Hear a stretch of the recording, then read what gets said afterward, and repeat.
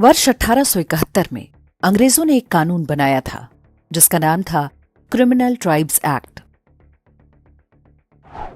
ईसाई मिशनरियों की सिफारिश पर बनाए गए इस कानून में भारत के कई हिंदू समुदायों को जन्मजात अपराधी घोषित कर दिया गया। इनमें लगभग सभी कारीगर जाति, घूम घूम कर व्यापार करने वाली जातियां, पारंपरिक रूप से गाने बजाने वाली जातियां, नट, बंजारा, पासी, गुर्जर, लोधी, मीणा समेत 200 से अधिक समुदाय शामिल थे। तीर्थ यात्राओं पर जाने वाले हिंदू साधु सन्यासियों को भी क्रिमिनल ट्राइब घोषित किया गया था। वर्ष 1947 में देश स्वतंत्र हुआ तो कांग्रेस सरकार क्रिमिनल ट्राइब्स एक्ट को जारी रखना चाहती थी। बहुत विरोध हुआ तो 5 साल बाद 1952 में क्रिमिनल ट्राइब्स एक्ट समाप्त करना पड़ा। लेकिन अब जातियों को डिनोटिफाइड ट्राइब्स कहा जाने लगा। राष्ट्रीय पिछड़ा वर्ग आयोग के अनुसार ऐसी जातियों की संख्या लगभग 1,500 है। क्रिमिनल ट्राइब एक्ट वास्तव में अंग्रेजों की उस औपनिवेशिक मानसिकता का प्रतीक है जो आज भी जारी है। वर्ष 2011 में कांग्रेस सरकार कम्युनल वायलेंस बिल लाई थी ताकि भारत के सभी हिंदुओं को जन्मजात अपराधी घोषित कर सके। वो भी उसी औपनिवेशिक मानसिकता का परिणाम था। वर्ष 2026 में बीजेपी सरकार द्वारा लाया गया यूजीसी नोटिफिकेशन भी उसी मानसिकता की उपज है जिसका बीज अंग्रेज बोकर गए थे। जाति की राजनीति में आगे निकलने की होड़ में बीजेपी वो कर गई जो हिंदू एकता की घोषित नीति से बिल्कुल अलग है। हमें नहीं पता कि मोदी सरकार और बीजेपी ने ये जानबूझकर किया या मूर्खता में।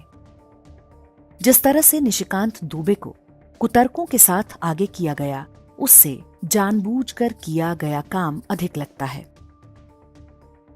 शिक्षा जैसे महत्वपूर्ण मंत्रालय में मोदी जी ने अब तक जिस तरह के अधकचरे और बिकाऊ किस्म के लोगों को बिठाया है, उस हिसाब से ये मूर्खता में किया गया काम प्रतीत होता है। यूजीसी की ऐसी गाइडलाइंस कैसे बनी जो भारत में हिंदुओं के एक बड़े वर्ग को जन्मजात अपराधी घोषित करती हैं? यूजीसी गाइडलाइंस के पीछे की मानसिकता को समझना अधिक आवश्यक है। इसके पीछे सोच है कि जब भी कोई व्यक्ति किसी अन्य व्यक्ति पर अत्याचार करता है तो ये एक व्यक्ति का दूसरे व्यक्ति के प्रति अपराध नहीं, बल्कि एक समुदाय का दूसरे समुदाय पर अपराध है, भले ही अपराध करने वाले की ऐसी कोई मंशा ना हो।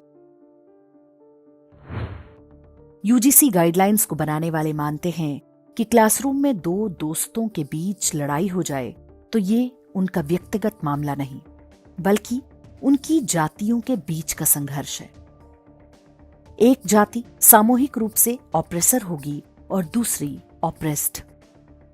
यदि आप व्यक्तिगत रूप से ऑप्रेस्ड ना हो, आपको किसी ने नहीं सताया हो, तो भी आप अपनी सामूहिक पहचान के आधार पर विक्टिम कार्ड खेल सकते हैं। जो लोग यूजीसी गाइडलाइंस का विरोध कर रहे हैं, वे भी अपनी सामूहिक पहचान के आधार पर ही विरोध कर रहे हैं।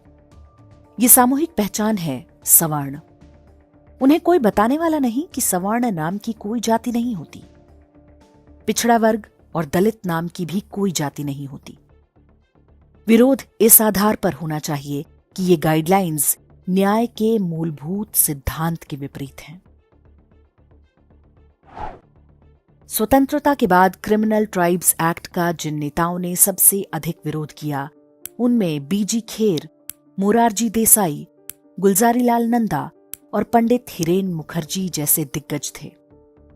उनके लिए अपनी सामूहिक पहचान और अपराधी घोषित की गई जातियों की सामूहिक पहचान में कोई अंतर नहीं था।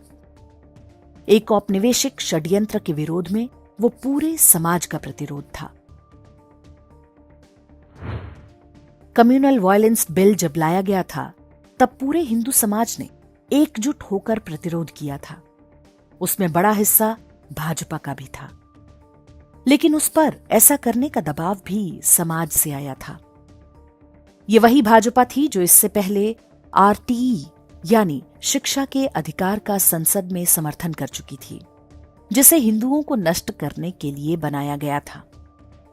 मोदी सरकार ने आज तक उस भेदभावपूर्ण कानून को हटाया नहीं है।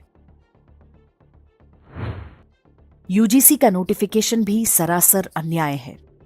इसका विरोध होना चाहिए, लेकिन तथा कथित सवर्ण बनकर नहीं। यदि आप जाति के आधार पर विरोध करते हैं तो आप उसी ट्रैप में फंस जाएंगे जिसमें फंसाने के लिए इस जाल को बुना गया है। इसका परिणाम भी वही होगा जो 1990 में मंडल आयोग के समय हुआ था। पूरा हिंदू समाज जातियों के कई खांचों में बांट दिया गया था, जिनसे वो आज भी बाहर नहीं आ सका है। यूजीसी नोटिफिकेशन केवल सामान्य वर्गों के लिए नहीं, ओबीसी, एससी, एसटी समेत सभी हिंदुओं के लिए खतरनाक है। यूजीसी का नोटिफिकेशन वापस होगा या नहीं, इससे अधिक महत्वपूर्ण है कि हिंदुओं के वोट से बनी सरकार में कुछ लोग औपनिवेशिक मानसिकता से संचालित हैं। वे लोग कोई भी हो सकते हैं, नेता, मंत्री और अधिकारी भी। जो भी हूं, इसका पता एक ना एक दिन अवश्य चलेगा।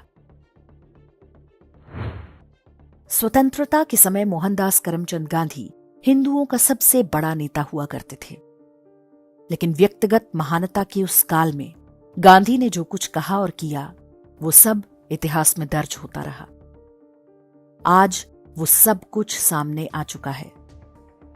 इतिहास ने जब गांधी को नहीं छोड़ा, तो गांधी की तरह आत्मघात करने वाले कैसे बच पाएंगे? आडवाणी को जब जिन्ना सेकुलर लगने लगा था, तो उन्हें भी जाना पड़ा था। हमें विश्वास है कि ये सारे आक्षेप प्रधानमंत्री नरेंद्र मोदी पर लागू नहीं होते। उन्होंने हजारों वर्षों से पददलित हिंदुओं को आत्मगौरव के कई कारण दिए हैं। हम इतने कृतज्ञ समाज नहीं जो उनके अच्छे कार्यों को भूल जाएं।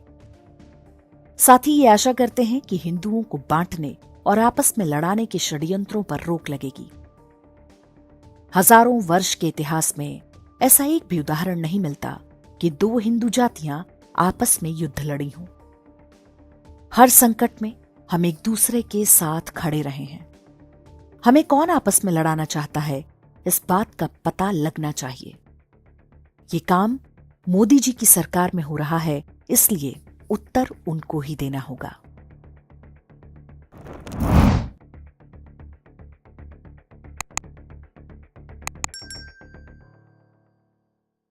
इंडेक्स ऑनलाइन के वीडियो समाज को समर्पित हैं। आप इनको डाउनलोड करके जैसे चाहे वैसे प्रयोग कर सकते हैं। चाहे तो आप हमारे टेलीग्राम चैनल से जुड़ सकते हैं। वहां सारे नए पुराने वीडियो आपको मिल जाएंगे। हमारे सोशल मीडिया लिंक हर वीडियो के डिस्क्रिप्शन में होते हैं। हमारा एकमात्र उद्देश्य हिंदू समाज को जागृत और एकजुट करना है। इसमें सहभागी बने।